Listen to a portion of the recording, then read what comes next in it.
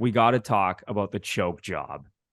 The Sunday night choke job. Unbelievable. The Boston Bruins had the greatest regular season of all time. And maybe you could disagree because now there's the loser point, and maybe you think, the Habs of the 70s were actually better. I think, what was it, the 71 or 72 Habs? Yeah. Or the 77 Habs, something like that had and the Red Wings. Like one of the 90s Red Wings teams was up there too. Yeah, all those teams were up there in terms of having the best regular season in NHL history. But the Bruins finished with 135 points, 65 wins, were nearly unbeatable on home ice, had a 3-1 series lead against the Panthers, multiple chances to close this out. We're leading 3-2 with a minute to go in Game 7, and they choked away the series to the Florida Panthers. Carter Verhaeghe scoring the Game 7 OT winner. Lepore, I tweeted out right after the game that it was one of the biggest choke jobs in NHL history. Do you think it is the biggest choke job in NHL history?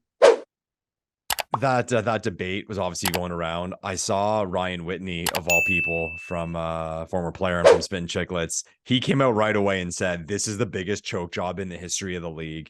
And he preemptively knew that people were going to say, oh, what about Tampa?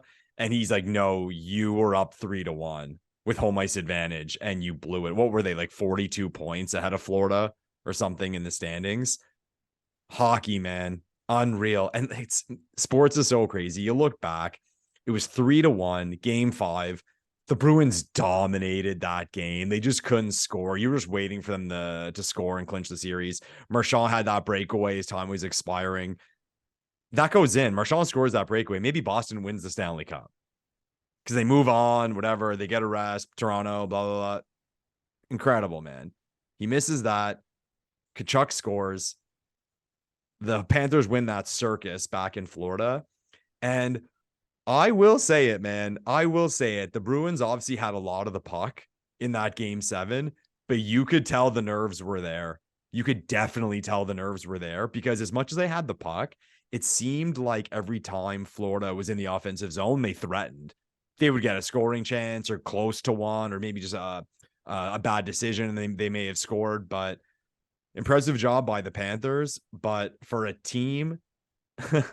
for a team with that regular season to lose in the first round to a team 40 whatever points below them, up 3-1, and then leading in Game 7 with a minute to go and to blow it, I think this is one of the, you say choke jobs history of the NHL. I mean, it's probably in the debate for the biggest choke jobs in the history of sports. And I got to say it. I will say it. It feels good. It feels good. Because for years, we've had to listen to how our team was the biggest chokers and they couldn't get anything done. And we were a bunch of losers.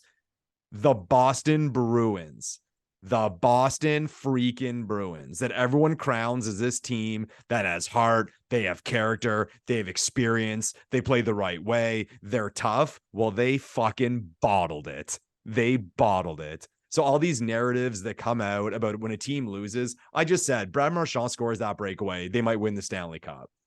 And now this narrative, I mean, he goes 5-0, it's over. No one ever has this conversation. He doesn't. They end up losing. And that's sports. That's sports. So like what I'm saying about the Bruins, like I'm two-sided on this. On one side, there's that thing. Yeah, it can happen. And not that I say I don't blame the Bruins, but sports, it can happen. But on the other side, everything we've had to listen to about how shit we are in these situations and how enormous Boston is in these situations, it feels good. I was loving watching the videos. They had the videos from the Barstool guys, all devastated, Bruins fans in the arena. This franchise, and again, I've Hockey Illuminati. I don't know who follows him on Instagram. Amazing follow. If you're Italian and a Leafs fan, he's probably the best follow on Instagram. And he made the point months ago about how there's kind of this vibe that the Bruins have been this dynasty that's won like 5 Stanley Cups. They won one. They've won 1 Stanley Cup since 1972. Think about that for a second. 1 Stanley Cup in the last 51 years for the Boston Bruins, a team that everyone gushes about year after year as being this playoff beast or built for the playoffs. 1 cup in 51 years. 1. And then that final against St. Louis again, they had home ice in Game 7 and laid an egg. They won one Stanley Cup, and they were the underdog in that series. And Thomas played out of his mind. I mean, good for them. You win the cup, you win the cup. I'm not taking anything from a Stanley Cup victory. But I'm just saying, after he said it, I thought, yeah, he's right. People kind of have this vibe that the Bruins are this like postseason juggernaut, and they've done very well, obviously. They won a cup, made 2 more finals. And yeah, I have all the respect in the world for the Boston Bruins. I love that team on paper. I always said to people, in terms of an organization, think of how fun it would be to be a Bruins fan. Be amazing, man. Amazing. That building, those types of players are easy to get behind. That style, the brand of the organization, of the toughness and the grit. I love it. I love it all. But with all the finger pointing at us for the last few years and all the finger pointing about how there's this big crown on top of the Boston Bruins head, I enjoyed it, man. I enjoyed it. Good on the Florida Panthers for giving us that. Comment down below. I assume your celebration of Tavares' goal was greater than Florida's winning goal, but was it close? Was it close? Because mine was pretty good. Was close, Lepore. Mine was pretty big when Florida put that in. And that was not, I mean, arrogance. Oh, we're going to beat Florida. It felt good that this team got knocked out. And again, we got home ice. So we should be happy about that. How quickly the tables turn. How quickly they turn on 2 nights. Crazy. All right. The Leafs win game 6. Exercise their first round demons, move on to the second round of the playoffs, and the very next night, the Bruins pull off one of the biggest choke jobs in NHL history. And you said it, man. All of the trolling and all the memes and the hate comments from Bruins fans over the years. And listen, it was deserved because the Bruins 100%. Kicked our ass in the playoffs 100%. Time and time again. But see how quickly the tables turn on 2 nights in the Stanley Cup playoffs. And you said it, man, like Brad Marchand, if he scores on that breakaway, who knows? I mean, the Bruins could be laughing now on their way to the second round. Maybe they steamroll the Leafs. They steamroll their way to the Cup final, kind of similar to the Avalanche from last season. And it just goes to show, man, how thin these margins are. Like, how about if the Leafs lose game 6? If the Leafs lose game 6, all of a sudden there's a game 7 back in Toronto. And I think we probably all know how that was going to end. Yeah. Because just as Boston felt all the pressure, the Leafs would have felt the exact same pressure at home in game 7 to get it done. And so what gross. A shame for that Bruins team. Bergeron, who might retire at this point. Marchand now, who's entering his mid-30s. Krejci, who came back from the Czech Republic. How much does he have left in the tank? Go down the list, man. I mean, what a disappointment. What a colossal disappointment. All the moves that they made at the trade deadline. Orlov and Bertuzzi, yeah, what they traded away. Bertuzzi, Garnet Hathaway, loading up that roster.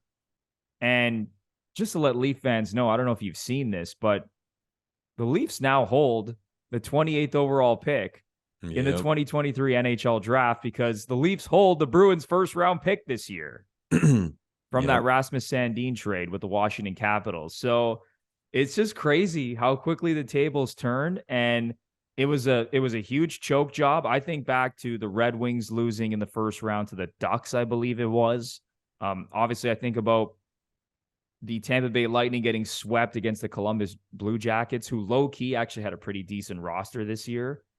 And this is right up there, man. But we said it in our playoff preview show. I said, Lepore, I would not be surprised if this thing goes 7 games. I think Florida's going to give them problems. Florida's a run-and-gun team. They're very good offensively. Defensively, Florida's not that good. Goaltending, not that good. But they put a lot of pressure on the opponent with their ability to score, move up and down the ice. They have a lot of talent on that roster. And we said it in the playoff preview that the Bruins were probably praying that they play the New York Islanders, who can't score to save their lives. And playing Florida was a completely different beast.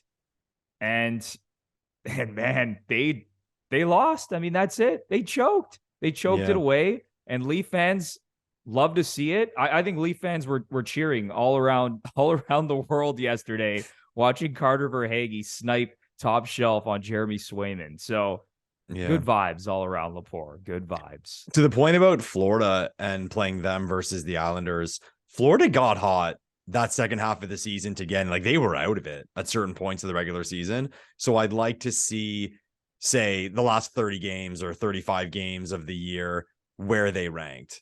I'd be interested to know that, especially in the Eastern Conference. So did Boston not get an 8, like a typical 8 seed based on the second half of the season?